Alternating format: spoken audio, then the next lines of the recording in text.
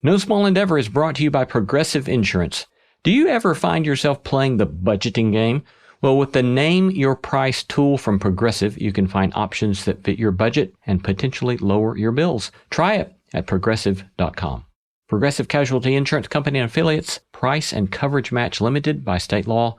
Not available in all states. Why do people commit themselves to the things they do? Why are people so worried about sport? Why wine? Why video games? I'm Brian Lowry, and in this season of my podcast, Know What You See, I'm asking a simple question, but a really big one. What's the point?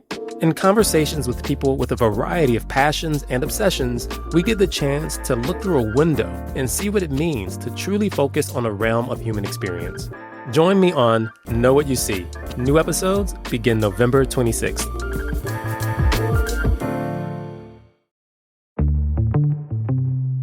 Hello, friends. Lee C. Camp. You're listening to No Small Endeavor and our unabridged version of our interview with Professor Esau McCaulley, theologian, New York Times opinion writer, discussing his new memoir entitled How Far to the Promised Land? One Black Family's Story of Hope and Survival in the American South.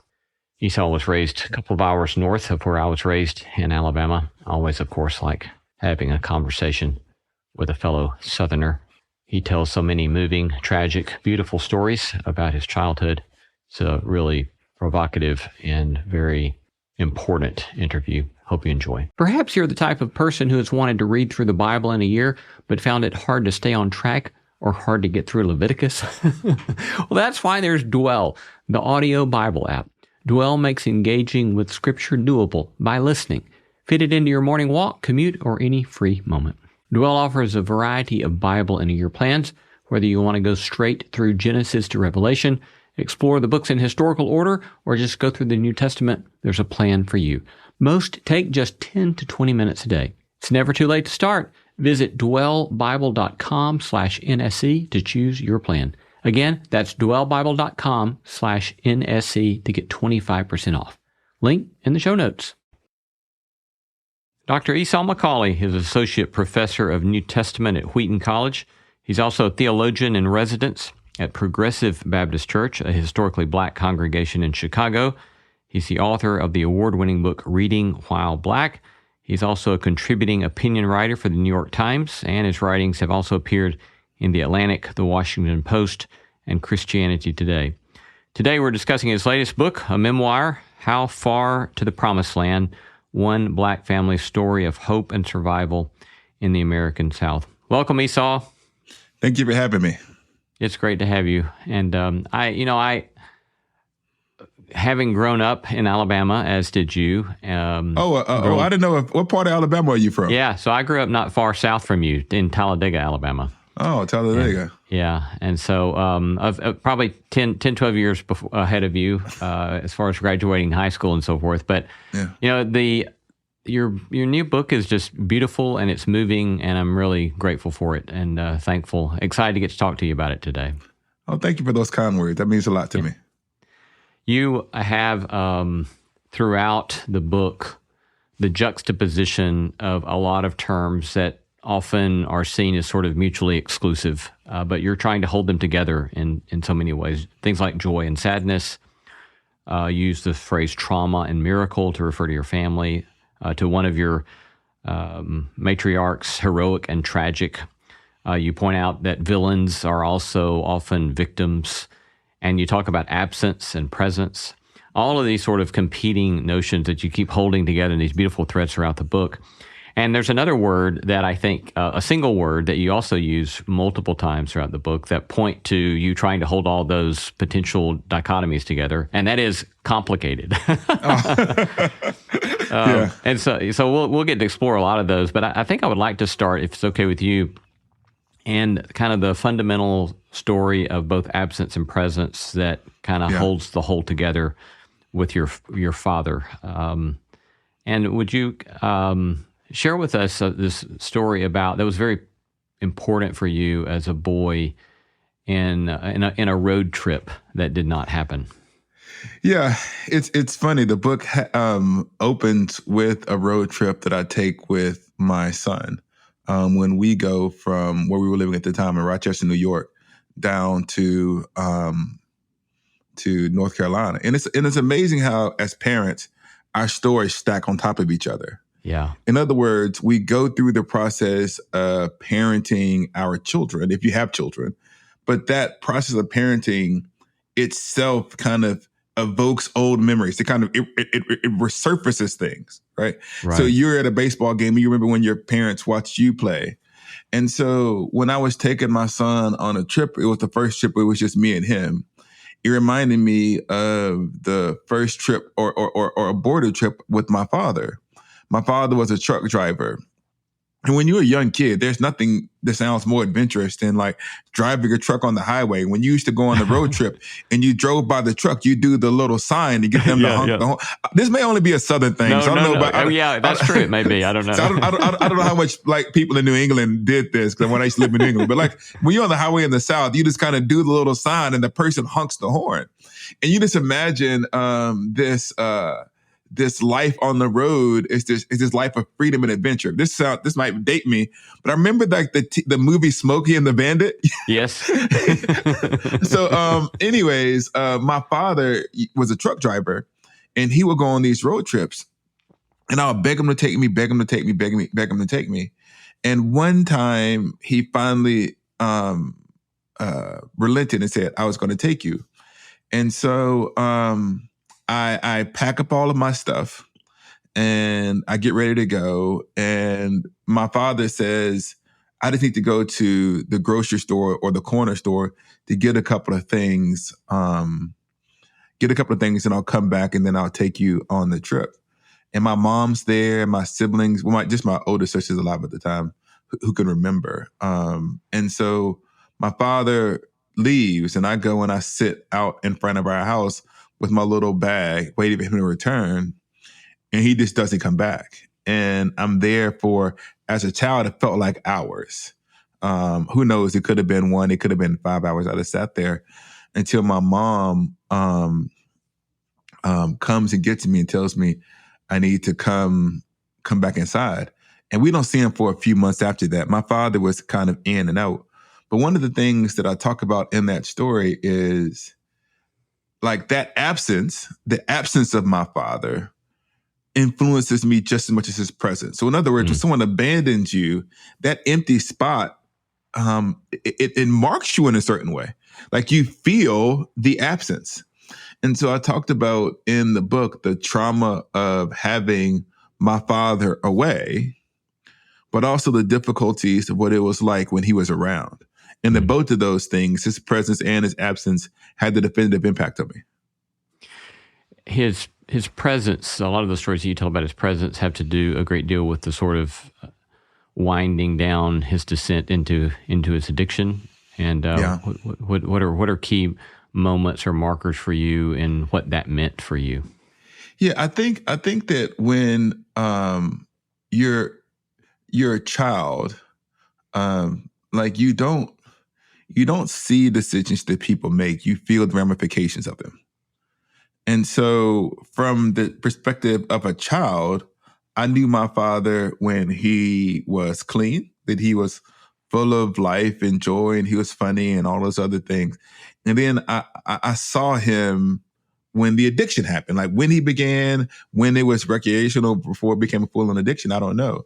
But I remember these different points in our lives and the way that his addiction shaped our family. So, there's different levels of poor and even in poor communities. There's like poor, and then there's just like we can kind of get by.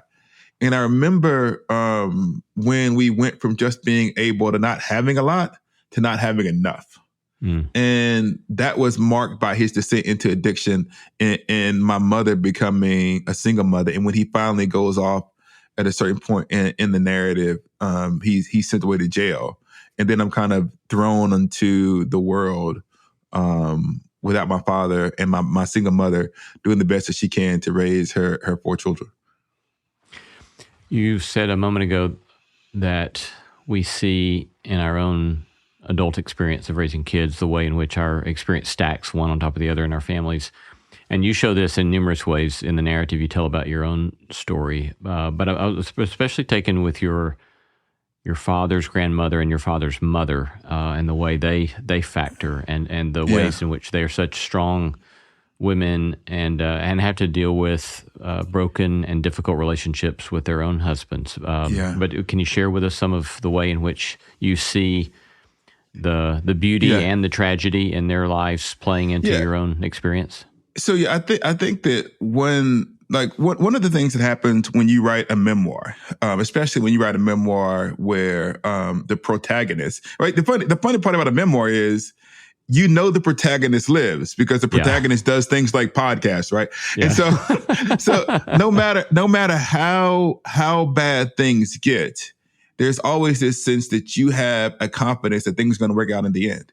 And so it becomes the job of the reader to simply cheer on the protagonist as they go through these things, hoping they get to the end and you have this cathartic experience because they learn these life lessons.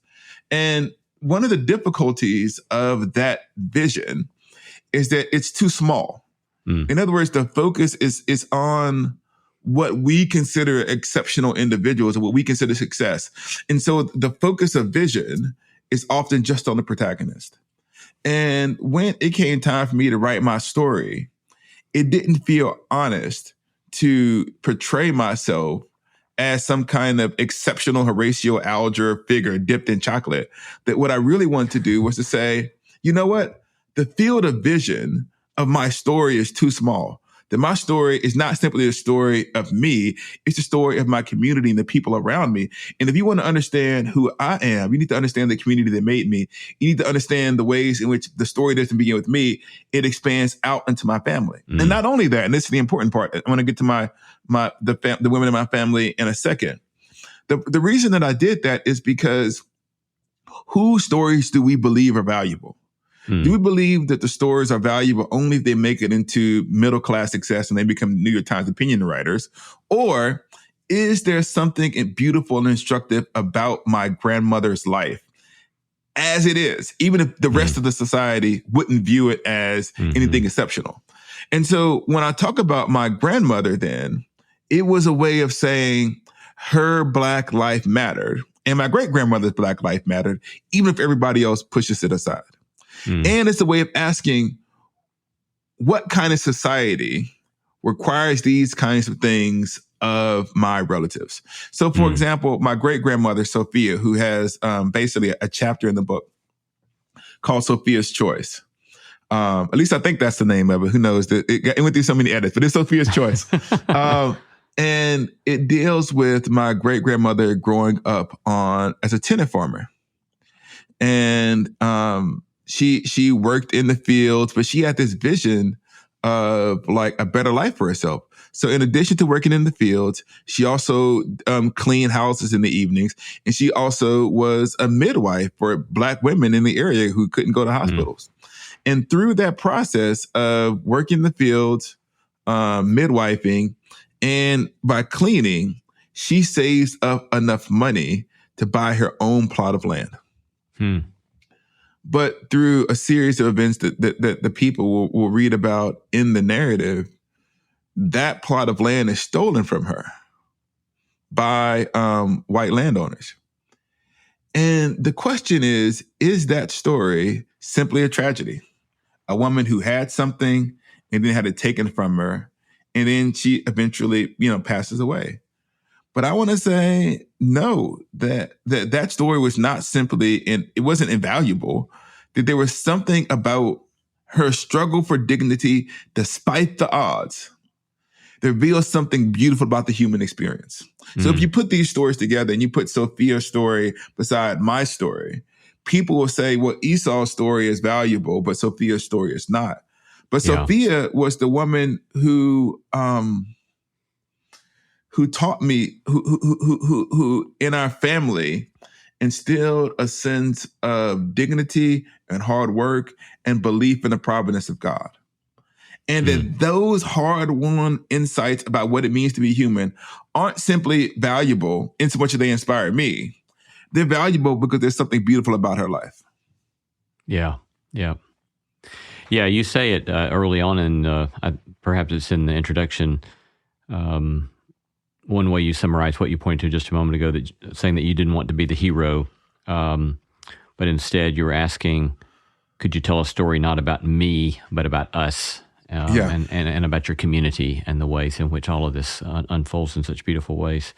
When you speak then of your of this sort of all-encompassing vision, or at least a broad vision of these various stories, it also points very quickly to the way in which, even though you're very forthright and vulnerable about your father's own brokenness and difficulties, that throughout the story, you're trying to tell the story in such a way that you move beyond the simplicity of a simple goodness and badness, right? That there's and even later in the book, you say you knew what it was like, the simplicity of at moments, even hatred toward your father. That you moved beyond that sort of simplicity to see that there's a complexity, that there's a sort of nuance. So would you unpack that a bit for us as well? Yeah, I guess the best way to unpack that is to talk about when I first had to face my father's story in its fullness. Is that my father passed away in 2017. And my family asked me to do the eulogy, which is a tricky thing to do, is to do the eulogy of your father. But more than that, it was tricky because he had spent a significant period of our lives away, that he wasn't there. And so I didn't know him as well as I could have, or I wish I had. And I was also a clergy person. I am a clergy person, and I've done eulogies before. And whenever you do eulogies, you have to sit down like with the family members and the people who knew them and say, tell me about this person. What were they really like? And one of the jobs of a eulogy, a true eulogy, is not just to kind of tell the good bits, but to tell the point. One of the things you have to do in the eulogy is to make sense of someone's life and to tie that sense you make of that life in the context of the wider purposes of God. That's one of the things eulogies do. And so I felt like I was tasked with trying to come to grips with my father's story. And there's something about sliding into the role of a eulogizer that equipped me with the skills, because what you have to do is you have to make a beginning, a middle, and an end. And so it forced me to return to his life and see him not only in the role that he played in my life, in which like I was the star and he was the character who was acting upon me, but he became the star in his own story. And when he became the star of his own story, I could begin to see the tragedy in it. So when I was pastoring and leading churches, I know how to deal with people. I knew how to deal with people who had addiction. I would help them to get into rehabilitation centers. And one of the things that I tried to do was to try to say to that person, your life was not over. And when you're a child, you can't see those things. You kind of think, my father took the VCR. I'm going to date myself by saying the VCR. My father took the VCR and the DVD player because he hated us. That's the way I thought about it.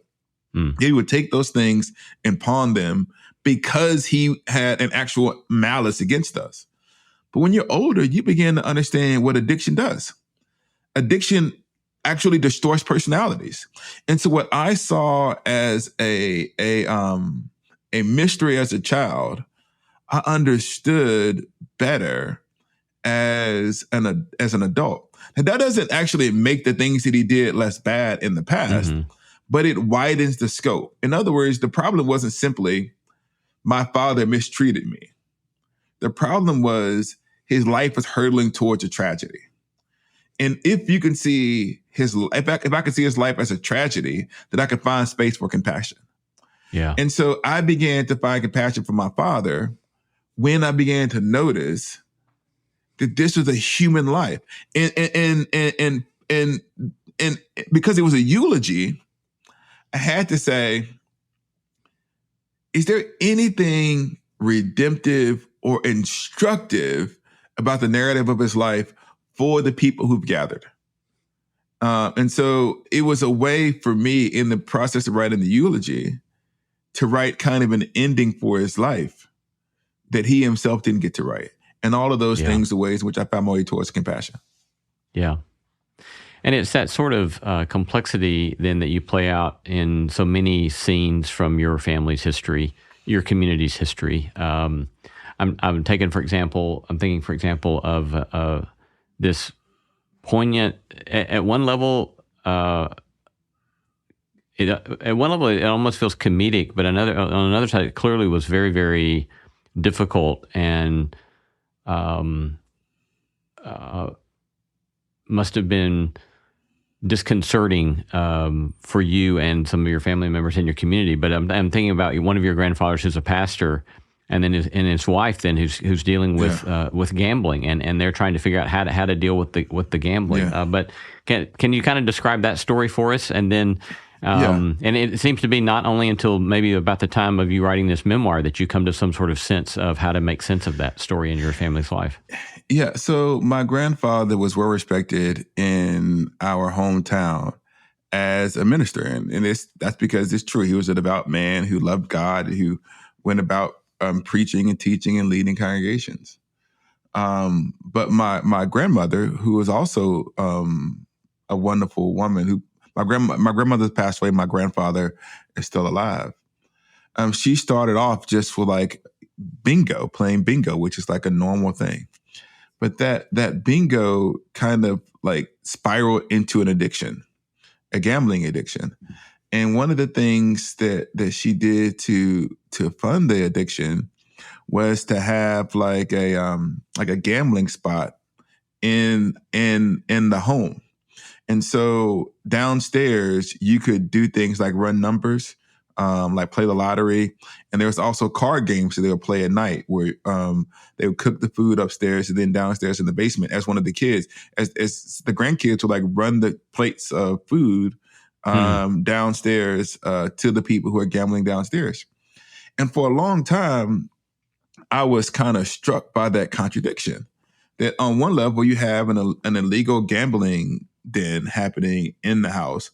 And in that exact same house, the person was writing the sermons who was going to preach on Sunday. And for a long time, I kind of judged my grandfather like this. Like, if you take religion so seriously, how can you allow this hypocrisy? And this is one of those things that we never spoke about until I got ready to write the book. And I finally, in the context of writing the book and some other things, I sat down and I asked him some questions. And I said to him, I said, "Granddad, why did you allow that to occur?" And one of the things that he does is that he says to me, he said to me, you know, what was I supposed to do? Was I supposed to leave her? And I realized that sometimes love involves kind of putting up with the broken parts of people. And so what I had dismissed as a simplistic good, evil binary was my grandfather sacrificing part of his reputation because he loved someone. And so I guess that one of the themes, like you said, that comes across in the book is that none of us are just one thing.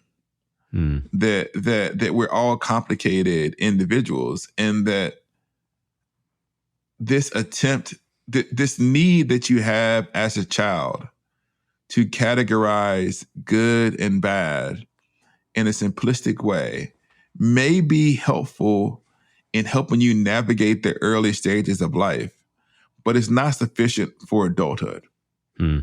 Because when you reach adulthood, you have wrestled with those complex questions for yourself. Yeah. That you have become more aware of your own frailties and your own flaws. And you begin to find space for sympathy. And one of the things that I didn't want to do was to create a kind of simplicity, a complexity that loses its touch with a moral vision. There's a moral vision in the book. Yeah. And there is a sense of right and wrong. But I don't think that I closed off stories. Or maybe when I could put it this way, when I was a child, I closed off stories. And as an adult, I was able to say that nobody's story is over as long as they still draw breath. And I was trying to write my way towards those hopeful avenues that I think existed in the lives of the people that I knew. Another set of of twos, we might say, that you have. By the way, I didn't even realize. By the way, I didn't even realize that I did this binary thing. You make me sound really, really smart. I feel like I should have had you when I was writing the description of what the book was going to be out. So you win the gold star and say, "Oh, I didn't realize that I was doing it. I was just trying to tell the truth." Huh. And so it's really interesting that you said you have all of these binaries. And the other thing I was going to say, then I'll let you ask your question, is that the language of miracle and trauma was initially in the title of the book. Oh, but really? But we ended up, one family stole for, I think it's Hope and Survival. But it was one version of the subtitle was The Miracle and Trauma of Black Life in America. So you captured like one of the central themes, even if it didn't make it into the final version of the title. I'm sure my publisher will probably tell me not to go around telling people alternative titles. They'll probably like that one better. But forgive me, Penguin Random House. I'm sorry, Convergent. I'm sorry, go ahead. I definitely do want to come back to Miracle and Trauma. But before we get to that one, another binary that you have is blackness, but you discuss you say at some point as a boy with this kind of traumatic phone call, you began to understand that there are at least two sorts of notions of blackness that you want to grapple with. One is your lived experience and the beauty and the struggles of being black in the South, and another is whatever it is that white people, whether they're conservatives or liberals or whatever they are, the way they imagine blackness. And that kind of struggle with what does blackness mean and entail then becomes another sort of set of themes that you're working with. But you want to unpack some of that for us? Yeah. One of the things, it took me most of my life to understand this, and I think I'm still struggling with it, is to accept the fact that if something doesn't describe you, it doesn't describe you. In other words, like people will try to put definitions on you as to who they think you are. And you can spend all of your energy trying to prove that you're not their definition. You can have your life directed by proving someone wrong. And so when I was a kid growing up, black was just normal. You know, black was, like I said, it was like my mother's, my grandmother's red velvet cake and barbecue on Saturdays and Langston Hughes and Zora Neale Hurston. It was just like black is ordinary, black is beautiful, black is exceptional. And then I had this introduction to black as it was perceived outside of our community. Black is dangerous, black is ignorant, black is uneducated. And so you began to realize that certain people, especially in the South, have a different definition of what it means to be black. And that duality between like black as I understand it, as I move through the world, and black as society tries to place upon me is something that you're introduced to as a child. One of the things that I try to articulate is that we treat racism almost like maybe evolution or puberty, that you kind of slowly evolve into an awareness of racial reality. But it's more like the Big Bang. Like you have this encounter at a certain point in your life in the South where it becomes completely clear that America, especially the southern part of America, sees you differently because of the color of your skin. And it takes a while to realize you're like, kind of what's going on. One of the things that's really hard is I have 2 children. I have 4 children. I have 2 boys. And you wonder as a parent, what's the best way to do it? Do you let society show your children that they perceive black as dangerous? They perceive black as other than what it actually is? Or do you tell them yourself? And one of the things that I talked about in the book is because my father wasn't around, I didn't have a black man to come and explain to me what it meant to carry this black male body around in the South. So I just kind of bumped up into Southern racism. And one of the harder things that I wondered is, do I protect my children for as long as I possibly can? I keep that definition, that hateful definition of black out of their lives for as long as I possibly can, until they have a better sense of self? Or do I kind of inoculate them against it? Do I say, people might treat you this way, but you have to be aware? one of the things and that's hard, right? Because you don't want to be the one who disappoints your children or teaches your children that life isn't fair or that life is going to be hard. But I think it's better for your children. I hope that it's better for your children to know the lie before they hear it and to come home surprised and traumatized. Yeah. Yeah. So when you, as you unfold a lot of these stories, it seems as a reader that you are then simultaneously working with that set of realities. You say at one point, for example, that the narrative arc of anti-blackness is clear in America. You know, it's a rather simple story to see the pain and the anguish and the trauma that it's caused. And at the same time, you're honest about the way in which you feel frustrated with friends in the neighborhood, for example, who are making poor choices, who then are reinforcing the negative stereotypes of what it means to be Black. Yeah. And so what was it like for you in writing this book to try to be honest to yourself in the way you think about that, in a way so that you didn't feel like you were playing into anybody's given trope? Yeah, one of the hard things to do is to find the courage to be honest as a writer and a thinker, because there's accepted kind of ways of thinking and articulating things. And so on one level, it would be very easy for me to say, you know what, it's all personal responsibility. That we're poor in my neighborhood and we were the way we were because of poor decisions that we made. And that would be an easy story to tell. Another easy story to tell would be, we are the way that we are in our neighborhood because of societal factors. That the anti-Black racism that marks the South forces us into certain decisions. And I want to say, well, there is a dynamic interplay between those two realities. That it would be simply dishonest to say, and one of the reasons that I tell the story of my ancestors is to articulate the long tail of white supremacy in the South.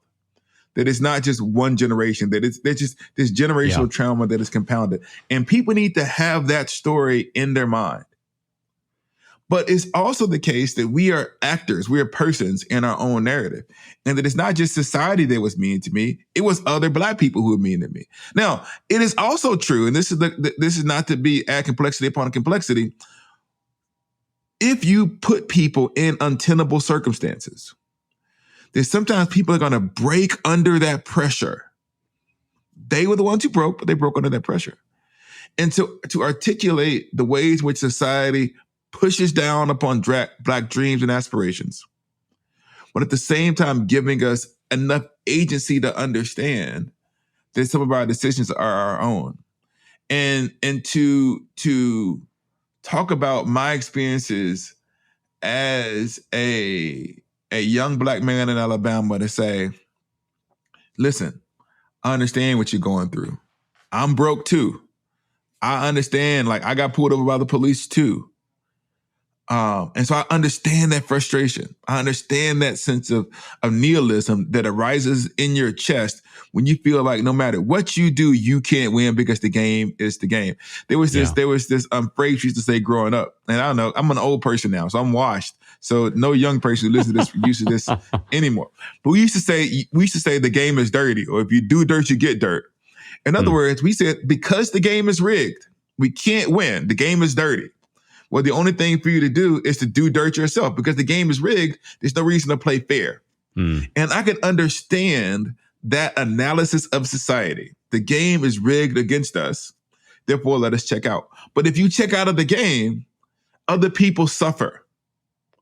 And to articulate that suffering with the intersection of societal pressure, creating Black trauma and creating Black nihilism, but giving enough respect to individuals to say that nihilism did not have to manifest itself in the damage that was done to our communities. And keeping those things together. I think that one of the things that happens when you make a little bit of progress in society, you can tend to look back on your childhood and say, everybody should just be just like me, and they don't deserve compassion.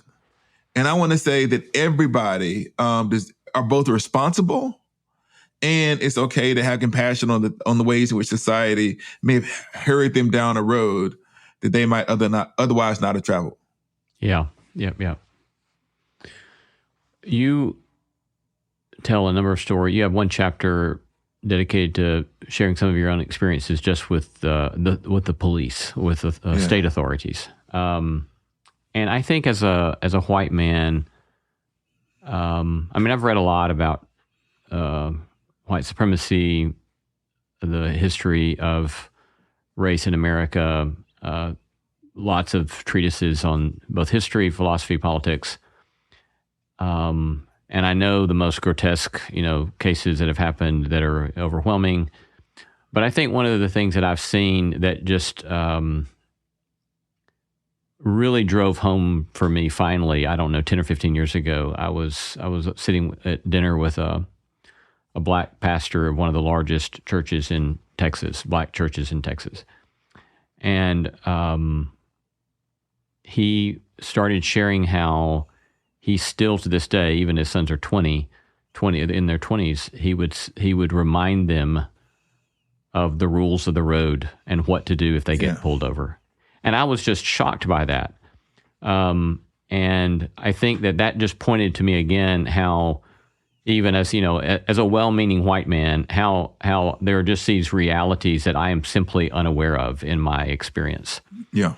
And so you share some of those, and then at the end of that chapter, you say, but you get to the point of where even though you're dealing with them okay, in terms of not getting violently harmed, you wonder, okay, how much longer can I put up with this before I break myself? But I don't know, commentary on that, or want to unpack any of that for us? I think that what people, the thing about racism, it's not on your schedule, right? You don't get an email that says, okay, at 2:00 on Thursday, you're going to deal with some racism. And so one of the things that happens is you're just kind of moving through your life, and all of a sudden you find yourself in a racial incident.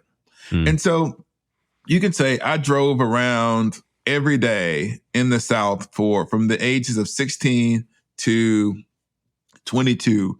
I was probably driving somewhere every day. If you could, who knows how many days that's over 1,000 days, right? Whatever that number is, multitude of days. And so how many times was I pulled over by the police? Maybe 10, right? And so you can say, well, then that means that, of the 1,000 days that you were driving around in the South, 990 of them, you were you had a normal experience. But those 10 literally came at random, and they wasn't because of anything that I've done. And you find yourself with almost no preparation, and all of a sudden your adrenaline is up, you're nervous, and you're trying to navigate. You're thinking there's a way in which one of these circumstances could spiral out of control, and I could lose my life.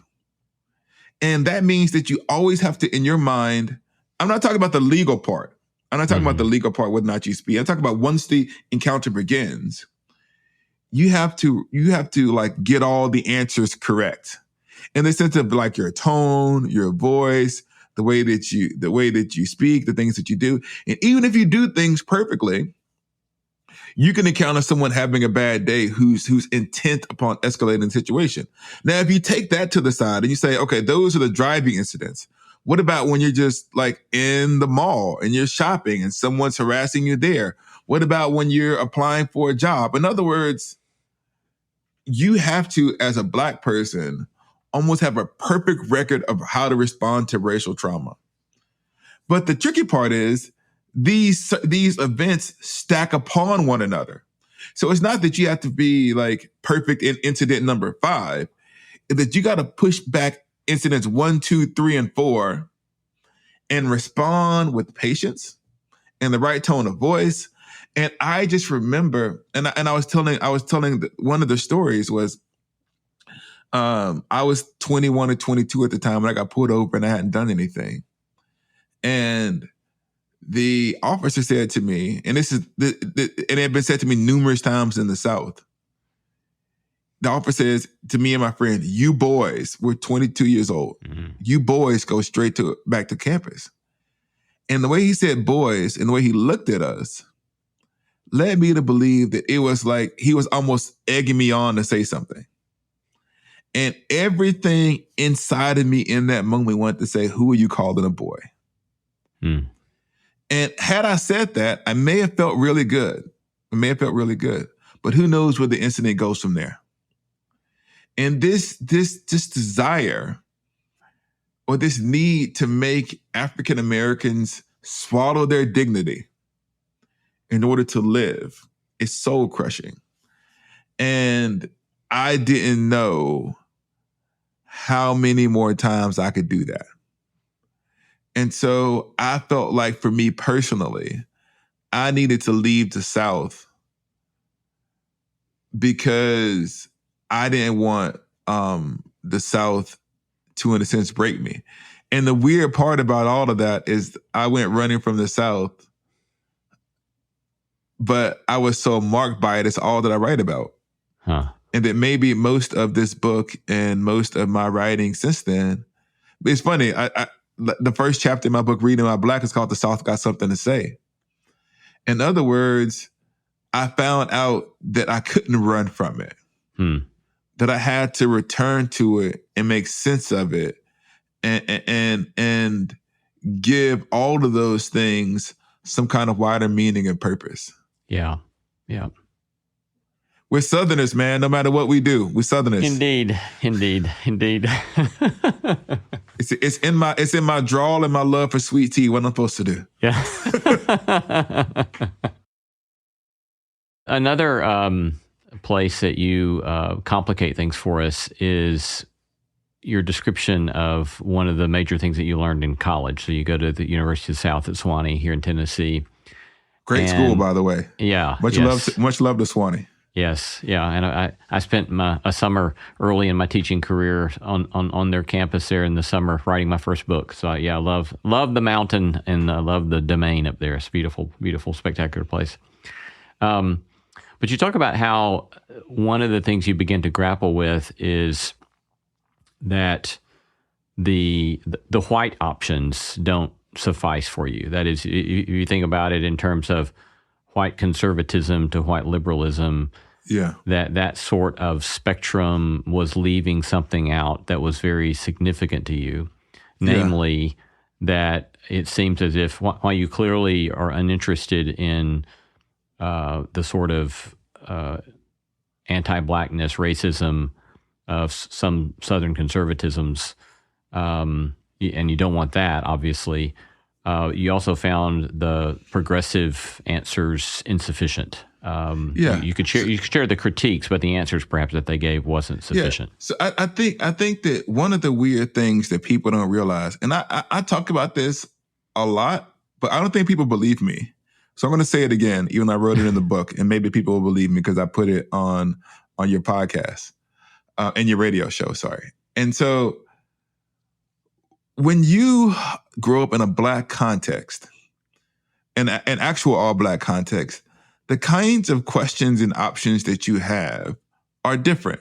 So in my community growing up, we ran from something like Black nihilism, Black hopelessness, elements of Black secularism, Black nationalism, Black Christianity, right? Those are the kind. So like God and then sports. And so in other words, you're trying to figure out, given the reality, this is the existence of racism isn't a question. Given the reality of racism, what are we going to do about it? Mm-hmm. And there are different ways in which African Americans historically have responded to this. Intellectual traditions arguing for all of them, separatism, integrationism, all of these things. And so when you walk onto a college campus and you have that Black set of options and you come to a college campus, the options are radically different. So like there isn't like the Black spectrum. You kind of, at least in a majority white college, you're plopped onto like the white spectrum. And so then I kind of go, well, they say, well, do you want to be a fiscally conservative Republican or some kind of like white progressive Democrat? And it's not just that. It's like, the intellectual tradition, take aside. And I could say this, I could say pretty clearly, you know what? I'm not interested in a kind of political or theological or social world that denies the trauma that's inflicted upon Black people. So that's not, that was kind of like, I pushed that to the side. But one of the things that I began to see was kind of a paternalism in elements of white progressivism. And what I mean by that is there was this implicit or sometimes explicit idea of, you know what, like the faith and spiritual formation that you had as a child was good to get you here. Congratulations, you escaped poverty. Good job. I'm glad the God was helpful for you in that. But now we're going to show you the history of the European Enlightenment and how no reasonable person can believe in God, right? So now that you're here, and especially if you want to critique racism, because we know that the people of faith, they're the racists, right? So you want to run from kind of racist Southern Christian conservatism. And the way to do that is by kind of Bertrand Russell. This is how you do it. And one of the things that I saw was that I was forced into this particular box.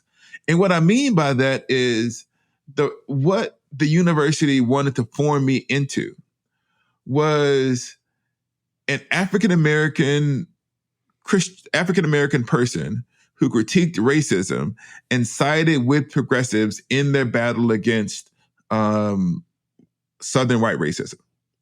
And I'm anti-Southern white racism. Like I was amen on that. But what I wanted to say is that but I knew racism was bad before I went to college. Mm. I knew that there were socioeconomic instances of injustice before I went to college. And I wanted to be more than simply the Black mouthpiece or weapon in a war against white conservatives. And even though we share some basic kind of political sensibilities with some of my liberal progressive friends, I traveled down a different intellectual road to get there. And one of the things that I said in the book, and this is really important, right? It is very easy when you read a lot of books and you think about and you kind of get a college degree to look at the piety of my ancestors who worked in the cotton fields as simplistic and unreflective. And that sophistication means abandoning that tradition.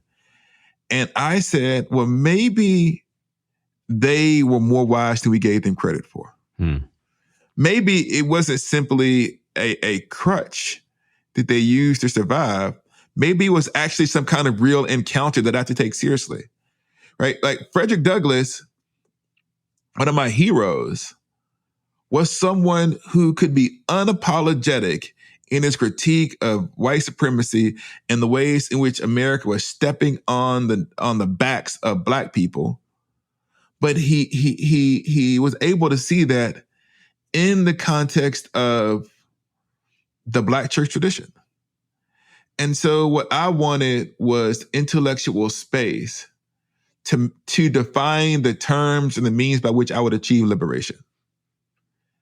And that sometimes meant rebelling. And one of the things what I'm saying is it's rebelling against the rebellion. And that sounds like overly simplistic. It wasn't simply like, oh, I want to go and be, I don't want to shade it. I want to go and be this kind of like, the problem is we need more Black Republicans, blah, blah, blah. And like, I want to be this, or I'm going to kind of, it wasn't even moderation. It wasn't saying I want to be the middle between Democrat and Republican. It was actual freedom.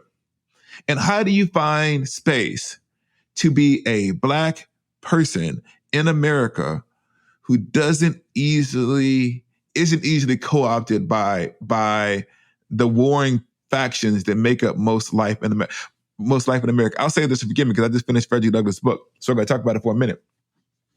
Frederick Douglass talks about after the Civil War, he speaks about how in some ways the African American was caught up in a battle between the North and the South that they couldn't themselves affect.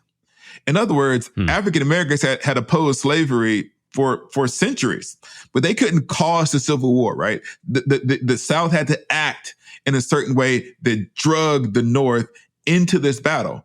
And he's saying that sometimes Black liberation happens through a conflict of which they're not controlling the terms and the outcome. And so he's saying that we have to find a way when the circumstances kind of outside of our power coincide to make that our moment, to grab that intellectual or that spiritual or that political moment for ourselves and make meaning out of it. What I was trying to do is to say that, yes, as an African-American Christian or intellectual or writer, I don't control the news cycle. I don't control any levers of power in America. But I want to be able to be free to make my own meaning, to be able to articulate the truths as best as I can discern them for the good of my community that isn't dependent upon anybody's patronage. And if that meant that I didn't get certain benefits from being acceptable, then I just won't receive those benefits. And so sometimes I feel like the most beautiful thing about the Black Christian tradition is that it is precisely because we had no economic and political power that all we had left to do was to tell the truth. And trying to find in the midst of the competing ideas in the university, the space to tell the truth. While at the same time, and this is the complex part, honoring the fact that the things that I read or learned in college were valuable to me. They gave me more tools to articulate this feeling that I had in my chest that I couldn't give voice to. So it's not like the liberal tradition did nothing for me. Yeah. It's that it wasn't definitive to who I was. Yeah. Yeah, that's very, very helpful and provocative and worth a great deal of consideration. You tie this together with perhaps an unexpected way early in the book, where you're talking about the problem of suffering and the problem of evil, problem of suffering. Yeah. You don't use language of theodicy, but in the Guild, the theologians will talk about how do you justify a good God when there's such suffering in the world. Yeah. And you talk about how you've known a lot of people who struggle with the notion of a belief in God because this God seems to allow suffering, and especially with regard to children, how could possibly there be a God who would endorse or allow such suffering? And then you go on to say that this kind of criticism becomes even more urgent in Black contexts, where the question then can be raised, why didn't God intervene, for example, to end slavery sooner? Or why has God, where was God on the slave ship, in the cotton fields and courtrooms where innocent men and women were condemned to death, you say. Then you say, my reply to these questions is, we who have suffered must have some say in how that suffering is interpreted. We won the right through our scars to discern the significance of what we endured. And then you situate that theologically, that you have a desire to understand that through God being present to you in various ways, or God being present to your family in various ways that brought you through that suffering or was with you in that suffering. But more commentary or unpacking into that for us? Yes, I'll tell you a story that doesn't appear in the book that gets to it. I was sitting at a debate one time, and it was a debate around the existence of God. And there was two white dudes who were like on the pro side and the con side. So one white guy said there was a God. One white guy said there wasn't a God. And there's this audience. It happened to be a largely white audience. I won't say where it was because then people can kind of narrow it down and figure out where I was at the time and who I was speaking about. So I will let these two white dudes live their lives. And I had to answer this question. And one white guy stands up and goes, hey, there can't be a God because of AIDS and malaria in sub-Saharan Africa. Look how miserable these Africans are. Therefore, there is no God. He had other parts than this. This is like one part of the conversation. And then the other guy gets up and goes, well, no, many of those people are Christians. So there is a God. And I'm sitting there as the only Black guy in the room, and I almost stood up and said, do I get a vote? Because you often have people use the problem of suffering to disprove the existence of God, when the suffering peoples of the world are the ones who exhibit faith. And in the South, it is simply a matter of fact that a significant number of people who were enslaved found hope through belief. Now, you're now stuck in a catch-22. And this is the thing I was getting at earlier. Are we going to be paternalistic and say it was simply a coping mechanism and that these Black people didn't know any better? Or do they get to articulate the meaning of their suffering? But here's the other thing. And this is what I would say to the guy who goes, hey, these people, they were Christians, so that answers the question. Well, no. Because if they were to stand up, if the enslaved people could rise up and give voice and give testimony, they wouldn't simply say, God still exists, despite your statements of doubt. They would say, God doesn't want me to suffer in this way. What are you doing, brother and sister, to bring about my liberation? In other words, if the enslaved and the oppressed people stood up, it wouldn't simply be God is real. It would be God is real and therefore set us free. Yeah. And it's the inability of people who use Black religion as an apologetic to wrestle with the essential claim of Black religion. And one of the essential claims of the Black church is simply that God wills both our spiritual and our physical and material transformation. That is not simply about the by and by, but that when I experience this suffering, I experience as a grave injustice and an offense to God. And so in the book, I don't simply say God exists. I say, insomuch as you allow a society to perpetrate injustice against oppressed peoples, then you're fighting on the wrong side of a battle against God. And that's not a very good place to be. Mm. You also illustrate this sort of way in which God is present in some of the most grave moments of suffering, and with some very powerful stories. And I'm thinking right now, for example, of one of the stories you tell about your great grandmother, and when she's standing at the door one night with a gun. Yeah. Would you share that story? No, I'm gonna have to hold Sophia's choice to I'm gonna have to tell them they got to read the book. So that's one of the ones. That's one of the few ones that it's hard for me to summarize. But I will say to the reader that if you open up How Far to the Promised Land, there are guns involved and divine interventions. And so, in other words, I think that one of the things that I will say, though, and this is not to be flippant, it's to kind of like, it's hard for me to summarize that. But this is one thing that I will say, and this is important. And this is what I was trying to get at. There are these moments in the lives of the people of my family where they say, God intervened. And even me, the kind of studied, supposedly educated, religious person, and sometimes made uncomfortable by the vibrancy of my great grandmother's and my grandmother's faith, and my grandfather's faith. It's like too urgent and too direct. I said to the Lord and he said to me. I was like, wow, Grandma, I don't know if theologically God talks to you like that. She goes, no. He told me to do A, B, and C. And I kind of go, well, maybe he did. Right? Yeah. Maybe he did.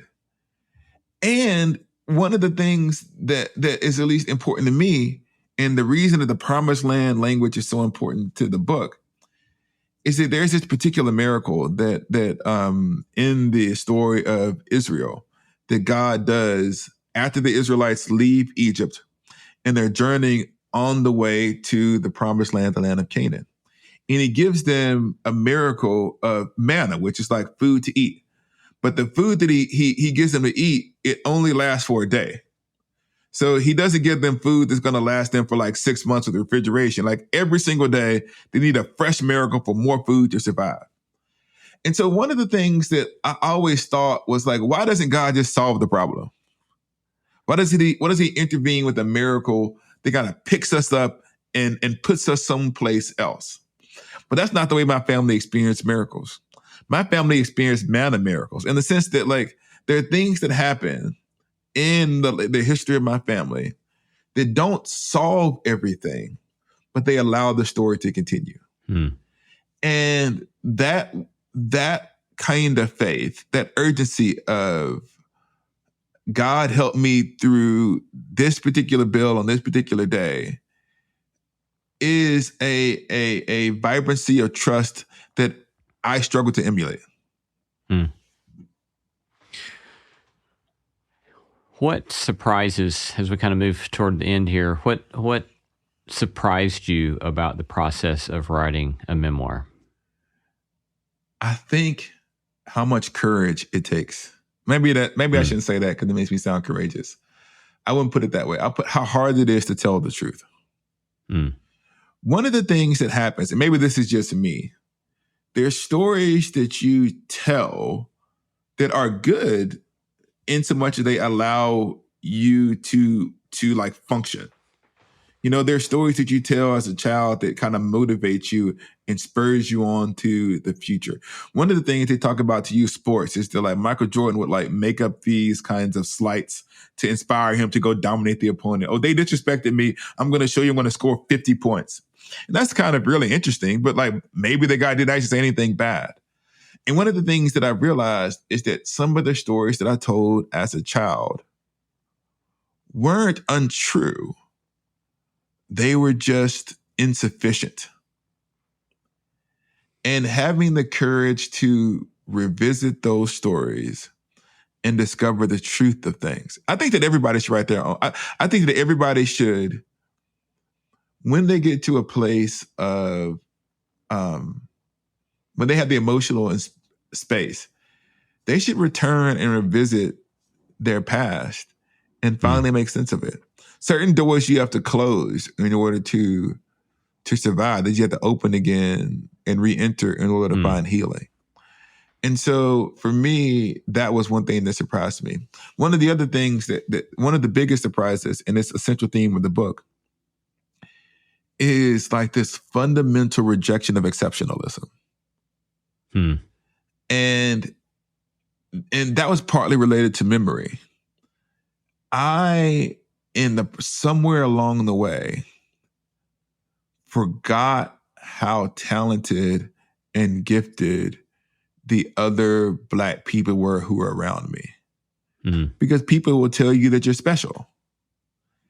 And it was important for me to remember all of the people who I knew as a child who were intellectually stimulating, and not just intellectually, spiritually and culturally, like the richness and the beauty of the people who were around me and the ways in which they pressed me spiritually and intellectually in a way that I haven't experienced since. I mean, it takes a lot. It takes a lot to be in the South, be at an all-Black high school that is underfunded, and everybody in society and culture, on televisions, on talk radio, telling you that you're nothing, that you're just a statistic. And for you to say in that context, I don't care what anybody says. I know who God made me to be, and I know what I am, and I'm worthy, and we're going to be something. And that defiance that was in that community is much different than when you go to a university and half of the people at the university have been told they're amazing their entire lives. And they're there because their parents are legacy admissions and they have money. I didn't realize that you could this sounds bad. I didn't realize that you could like make C's and get into college. I thought you had to be like this straight A student. I mean, like to be like not super great athletically and not super great academically and just be at college partying. It's like, wow, like you can do this and then decide your junior, senior year that you're going to work hard and then you get a job at your dad's firm. Every Black person that I knew coming from my neighborhood, we got it out the mud. And so to understand the beauty of that struggle in a context in which everybody told me that I'm so glad that you got out of there. That's how they talk about my childhood. I'm so glad you made it out. And I want to say, yes, there was a lot of trauma there, but there was a lot of beauty and talent there as well. So shout out to Northwest Huntsville and J.L. Johnson High School. There we go.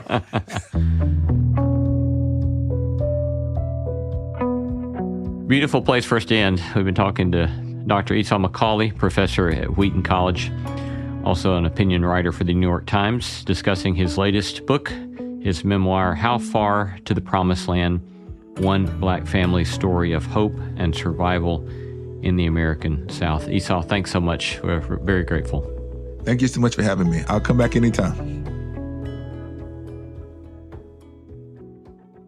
Hey there. Did you know that we have a newsletter? Just imagine if you could have one of your favorite ethics professors send you a list of things to reflect on, think about, practical actions with which to experiment, all on your way to sorting through what it might mean to live a good life. Well, that is the NSC Notebook.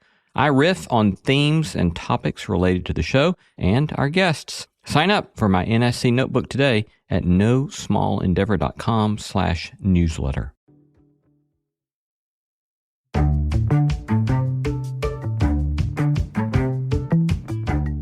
Our thanks to all the stellar team that makes this show possible. Christy Bragg, Jacob Lewis, Sophie Byard, Tom Anderson, Kate Hayes, Mary Evelyn Brown, Carriot Harmon, Jason Sheasley, Audrey Griffith, and Tim Lauer. Thanks for listening, and let's keep exploring what it means to live a good life together. No Small Endeavor is a production of PRX, Tokens Media LLC, and Great Feeling Studios.